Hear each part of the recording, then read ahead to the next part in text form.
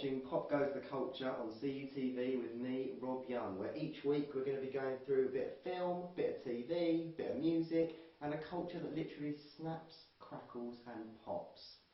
So, just to kind of do a little recap on last week's episode, because I did actually get around to seeing Tintin in the end this week, and it is a stormer of a film. So I predicted it, I was right, so you can say, Rob, well done, what a prediction, get in my life, whatever you want to say to me, go and see Tintin, it's a cracking film.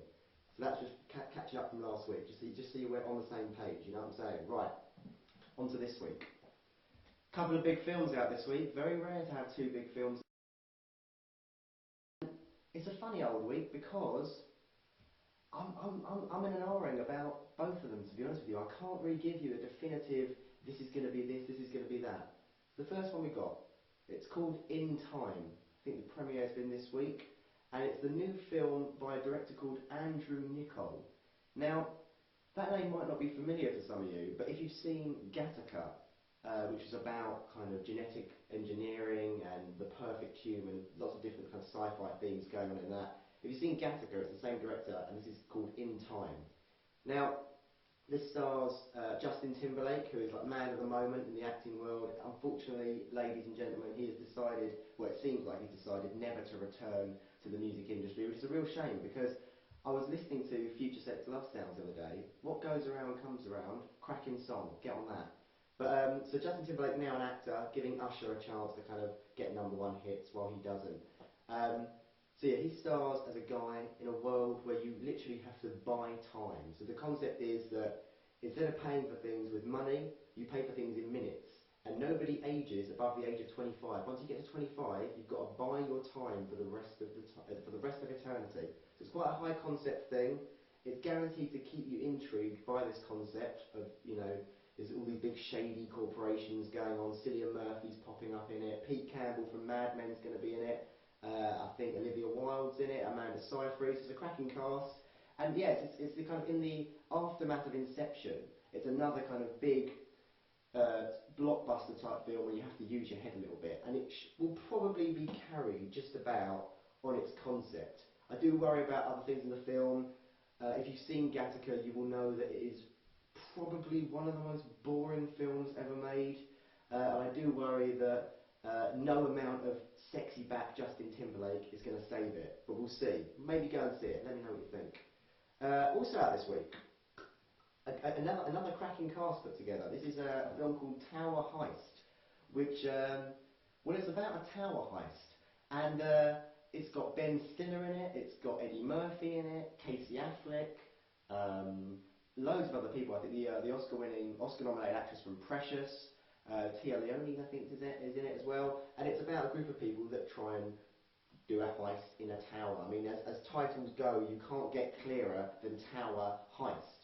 Now, the reason I'm umming and ahhing about this one as well is that great cast, love Eddie Murphy, he's made some of my favourite films ever, Coming to America, Dreamgirls, and also the director is a guy called Brett Ratner, who some of you will be familiar with, and his filmography doesn't exactly read like an Oscar-winning director's filmography, but when I actually look back on it, I think, yeah, I love all those films. So we've got from Brett Ratner, X-Men 3, which I thought was brilliant and a great conclusion to the X-Men trilogy.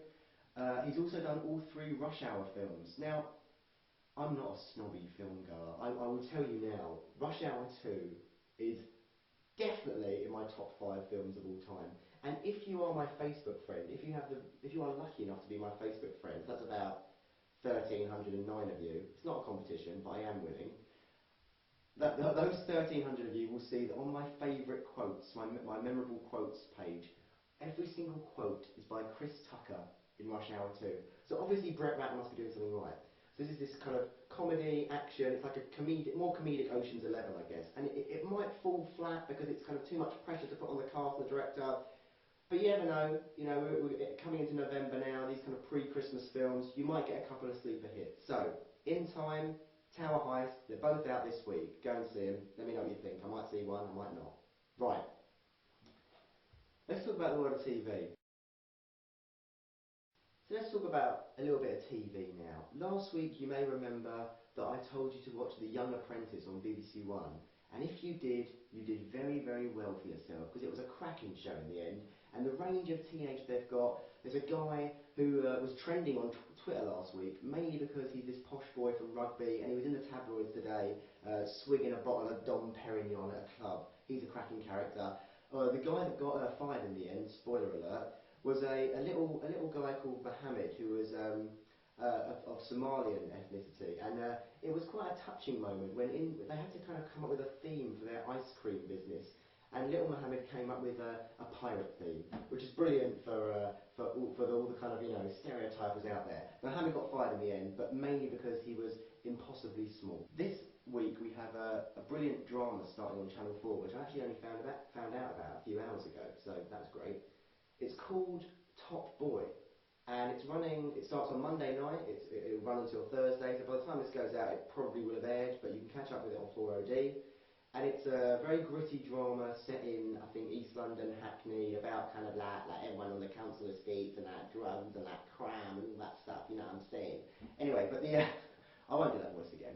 But, so it's a very gritty drama, and most importantly, TV fans, it has the beautiful, the wonderful, Please Be My Mum, Kirsten Waring in it, who some people know. She was the mum in Fish Tank, and she also turned up briefly in Martina Cole's The Runaway, which aired on Sky One earlier this year, which is not a fantastic show, but she is the go-to kind of slutty, scummy British woman actress, and she is brilliant. So if you want to watch, if you need one reason for watching Top Boy on Channel 4, starts on Monday, ends on Thursday, do it for Kirsten Waring. She is a phenomenon.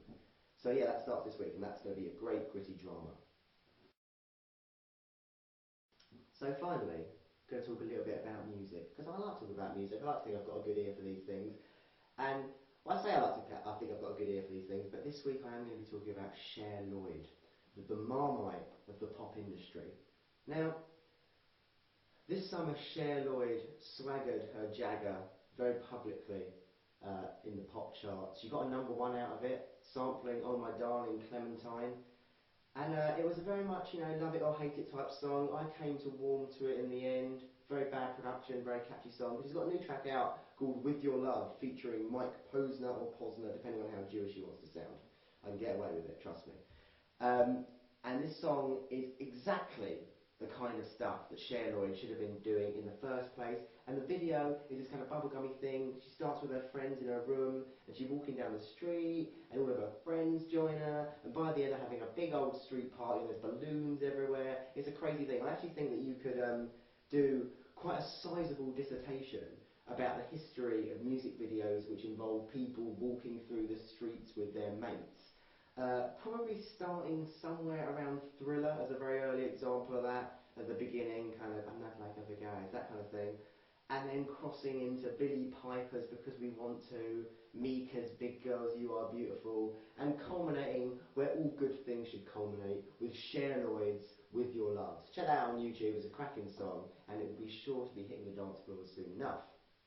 Okay, pop culture fans, we've come to the end of another episode of Pop Goes the Culture on CUTV with me, Rob Young. You have kindly been in my life, but now I'm going to have to ask you to get out of my life, and please close the door on your way out. Thank you.